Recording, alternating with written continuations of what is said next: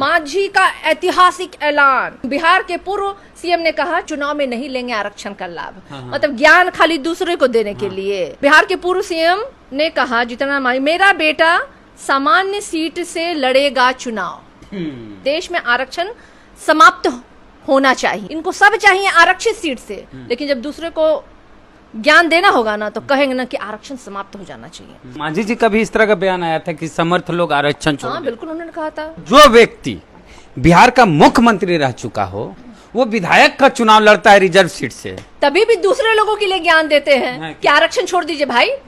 ये हम आरक्षित सीट पे हम लड़ेंगे और फिर आरक्षण को ही गाली देंगे। अरे अभी भी समय है मांझी जी, आपने जो कहा है उसको कम से कम निभाइए और आरक्षित सीट पे तो कम से कम कब्जा छोड़िए। आप हिम्मत नहीं हुई कभी रामविलास पासवान की कि जनरल सीट से चुनाव लड़ रहे, हिम्मत नहीं हुई कभी जीतन राम मांझी की। उनको तो हिम्मत नहीं हुआ, ये तो हिम्मत करके दिखाए भाई। आप में है हिम्मत तो लड़िए चुनाव, जनरल सीट से लड़के दिखलाइए। छलियां हैं, बहरूपिया है ये लोग, और ये सबसे बड़े हमारे समाज के दुश्मन भी है। बिहार में भारत बंद के दौरान पुलिस की लाठी चली पटना में और कई जगह, और दलित को दौड़ा दौड़ा के पीटा गया पुलिस के द्वारा। और जीतन राम मांझी का बयान आता है कि जो भारत बंद करा रहे थे वे स्वार्थी लोग थे। जीतन राम मांझी अभी केंद्र में मोदी सरकार में मंत्री हैं और बिहार में मुख्यमंत्री रह चुके हैं। उनकी पार्टी है हिंदुस्तानी अवाम मोर्चा, जिनके अब वे संरक्षक हैं। तो आरजेडी की प्रवक्ता है सारिका पासवान जी, आप भी भारत बंद करवा रही थी, आप स्वार्थी हैं जीतन राम मांझी जी के अनुसार। हाँ बिल्कुल हम स्वार्थी हैं, क्योंकि हम अपने समाज के लिए खड़े हैं। हम बिल्कुल स्वार्थी हैं कि हम आरक्षण के लिए खड़े हैं, हम संविधान के लिए खड़े हैं। मांझी जी का एक बयान है, मांझी जी का ऐतिहासिक ऐलान है ये कि बिहार के पूर्व सीएम ने कहा है कि चुनाव में नहीं लेंगे आरक्षण का लाभ। कब बोले? ये है, देख लीजिए डेट भी देख लीजिए, 22/3/2016, 19, 20 और 24 तीन लड़ा ना उन्होंने भाई। तीनों बार उन्होंने आरक्षित सीट से लड़ा। 2019 में लड़े लोकसभा चुनाव गया से, और 20 से लड़े विधानसभा, और फिर 24 में लड़ा उन्होंने लोकसभा चुनाव। यानी तीनों बार उन्होंने लड़ा आरक्षित सीट से। और कहते क्या है, मांझी का ऐतिहासिक ऐलान। बिहार के पूर्व सीएम ने कहा चुनाव में नहीं लेंगे आरक्षण का लाभ। मतलब ज्ञान खाली दूसरे को देने के लिए। मतलब अपने समाज दैनिक जागरण की खबर, दैनिक जागरण की खबर है। इतना नहीं, बहुत सारे हैं।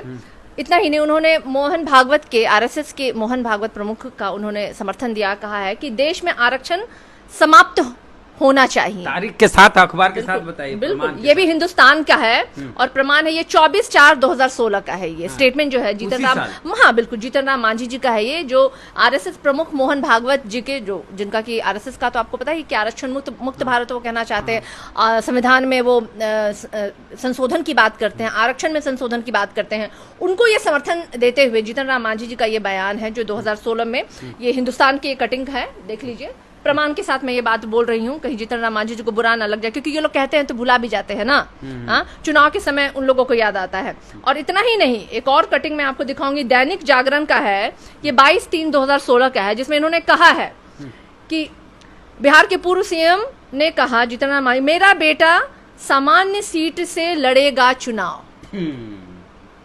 आरक्षित सीट से नौकरी लेंगे इनके बेटे, प्रोफेसर बने हैं। हाँ, आरक्षित सीट से चुनाव लड़ेंगे, इनको सब चाहिए आरक्षित सीट से, लेकिन जब दूसरे को ज्ञान देना होगा ना तो कहेंगे ना कि आरक्षण समाप्त हो जाना चाहिए।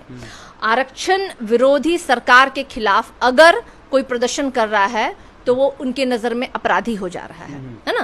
तो ये तो भर्सन है भाई। मांझी जी का भी इस तरह का बयान आया था कि समर्थ लोग आरक्षण छोड़ दें। हाँ बिल्कुल उन्होंने कहा था। ये भी कटिंग्स मैं आपको भेज देती हूँ, जिसमें उन्होंने कहा था कि समृद्ध दलितों को गैस की सब्सिडी की तरह आरक्षण छोड़ देना चाहिए। तो आपके ही मैंने एक आपसे बातचीत में मैंने कहा था कि मांझी जी तो उनके परिवार में सभी लोगों ने आरक्षण का लाभ लिया है, दूसरी पीढ़ी तक ने ले लिया है, तो उनको तो सबसे पहले आरक्षण का त्याग कर देना चाहिए। अभी इमामगंज में भी चुनाव है, उपचुनाव, जहाँ से मांझी जी लड़ेंगे, वहां भी वो लड़ाएंगे अपने किसी परिवार के किसी लोगों को आरक्षित सीट से। अरे अभी भी समय है मांझी जी, आपने जो कहा है उसको कम से कम निभाइए और आरक्षित सीट पे तो कम से कम कब्जा छोड़िए। आप जब आपको आरक्षण के समर्थन में जो लोग सड़क पे उतरे हैं वो आपको अपराधी दिख रहे हैं, तो आप तो सबसे बड़े अपराधी हैं मेरे नजर में। जो आरक्षण समाप्त करने की बात करते हैं, आप संविधान में संशोधन की बात करते हैं, आरक्षण में संशोधन की बात करते हैं और लड़ते हैं आप आरक्षित सीट से, तो मेरे नजर में तो सबसे बड़े अपराधी आप हैं।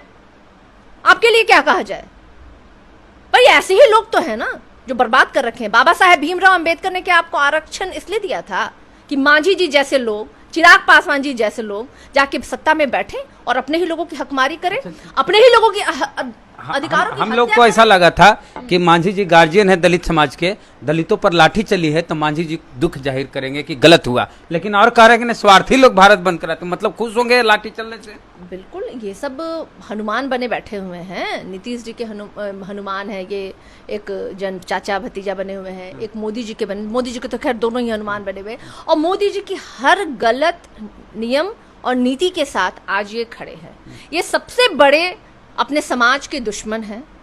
बाबा साहेब भीमराव अंबेडकर के दिए हुए आरक्षण का मखौल मजाक बनाने वाले लोग हैं। इनको तो, इन पे तो कार्रवाई होनी चाहिए। अच्छा, जो व्यक्ति बिहार का मुख्यमंत्री रह चुका हो वो विधायक का चुनाव लड़ता है रिजर्व सीट से, इससे हास्यास्पद होगा क्या कोई बात? हाँ? और तभी भी ज्ञान देते हैं, हाँ।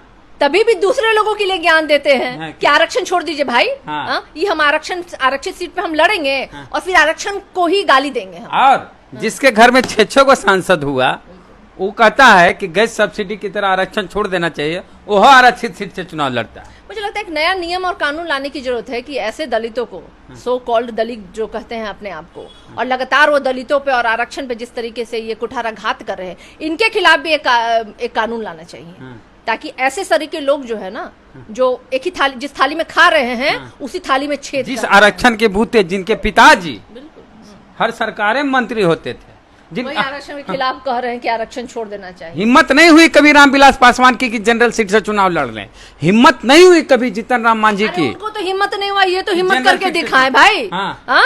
हाँ। ये तो हिम्मत करके दिखाएं। आपके दादा पुरखे परदादा में मान लिया हिम्मत नहीं थी, पहली जनरेशन थी जो राजनीति में आई, आप तो हिम्मत करके दिखलाइए। आप में है हिम्मत तो लड़िए चुनाव, जनरल सीट से लड़के दिखलाइए। अगर आपको जीत गए ना तो फिर हमसे बात कीजिएगा।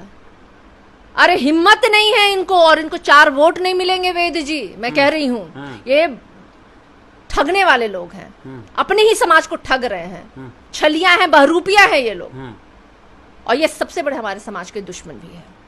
तो भाजपा और इन्हीं लोगों की वजह से आज आरक्षण में संशोधन, संविधान में संशोधन, आरक्षण में कुठाराघात और सारे चीजों को प्राइवेटाइज किया जा रहा है, इनके ही समर्थन से किया जा रहा है। ये भी आज उसी सरकार के हिस्सा है। इसलिए आप नहीं कह सकते हैं कि मैं इसके खिलाफ हूं या मैं इसके साथ नहीं हूं। अगर नहीं शामिल है तो त्याग पत्र दीजिए।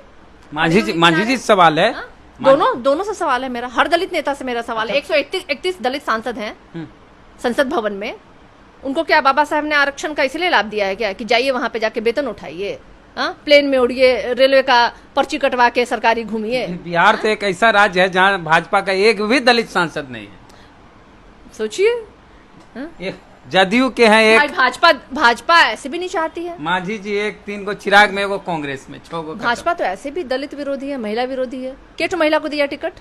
अभी उपचुनाव होने वाला है बिहार में, जहां से मांझी जी विधायक थे उस सीट से अब खाली हो गया, मांझी जी सांसद बन गए इमामगंज। तो वहां पर क्या मांझी जी अपनी पार्टी से किसी अन्य जाति के लोगों को किसी अन्य दलित को दे, वो परिवार से हट करके दे? अभी तो ये भी सुनने में आया कि परिवार में क्लेश चल रहा है, कहीं भी उनका बेटा बहू दामाद, इतना भरा परिवार है। चूंकि जो मांझी जी की राजनीतिक विरासत जो है ना, उनके परिवार में सीमित रह के गई है। वो अपने परिवार से बाहर इधर हटके वो कभी किसी अपनी जात में है दूसरे को दे ना भाई, बड़ा दिल दिखाए वो। तो अभी तो बेटा ही कह रहा है हम लड़ेंगे, तो बहू कह रहे हैं तो हम लड़ेंगे, तो दामाद कह रहे हैं हम लड़े। पहले मांझी जी वहां तो निपटे। एक अंतरकलह से तो मांझी जी का खुद ही पार्टी अभी पूरा लैश है, तो उसका समाधान ढूंढ ले। मांझी जी कहते हैं कि जो भारत बंद करवा रहे थे दलित समाज के लोग स्वार्थी हैं। स्वार्थी इसलिए हैं क्योंकि बेचारे पढ़ लिख रहे हैं और आरक्षण से नौकरी लेना चाहते हैं। मांझी जी स्वार्थी नहीं हैं। क्यों? क्योंकि मांझी जी मुख्यमंत्री रहे, उसके बाद भी आरक्षित सीट से चुनाव लड़ते हैं, अब बयान ये भी देते हैं कि आरक्षण छोड़ देना चाहिए जो संपन्न दलित है उनको, और ये भी कहते हैं कि हम आरक्षण का लाभ कभी नहीं लेंगे, आरक्षित सीट से चुनाव नहीं लड़ेंगे। मेरा बेटा तो डॉन बॉस्को में पढ़ा, उसको आरक्षण की क्या जरूरत? इस तरह के बयान मांझी जी दिया करते थे। बावजूद इसके उनके बेटा आरक्षित सीट से चुनाव लड़ते हैं, प्रोफेसर भी बने हैं तो रिजर्व सीट से बने हैं। दामाद को भी टिकट मांझी जी देते हैं रिजर्व सीट से, समधिन को भी टिकट देते हैं रिजर्व सीट से। अब एगो इमामगंज में चुनाव होना है, उपचुनाव, उम्मीद करते हैं कि मांझी जी के परिवार के ही लोग वहां से चुनाव लड़ेंगे। और मांझी जी की पार्टी से रिजर्व सीट है तो परिवार को ही देंगे, अपने समाज के, अपने जात के दूसरे लोग को टिकट वो नहीं देंगे। इसलिए मांझी जी स्वार्थी नहीं है और आगे भी रिजर्व सीट की जहां पर आदमी की जरूरत होगी तो मांझी जी के घर परिवार के लोग वहां जाएंगे, ऐसी उम्मीद करते हैं। और आगे वाले चुनाव में भी, अभी तो 1 साल बाद बिहार में चुनाव है, तो उम्मीद यही करते हैं कि मांझी जी अपने घर के सारे लोगों को अपनी पार्टी का टिकट देंगे, क्योंकि मांझी जी स्वार्थी नहीं है। स्वार्थी वही लोग हैं जो सड़क पे कल आंदोलन कर रहे थे, लाठी खा रहे थे, वे सारे दलित लोग स्वार्थी हैं। यही है ना? बिल्कुल बिल्कुल, इनके हिसाब से। हाँ, मांझी जी के हिसाब से स्वार्थी की जो परिभाषा वो मांझी जी के हिसाब से यही है जो हम अभी आपको बताएं। प्रतिक्रिया अपने दीजिए कमेंट बॉक्स में। जय भीम, जय भारत।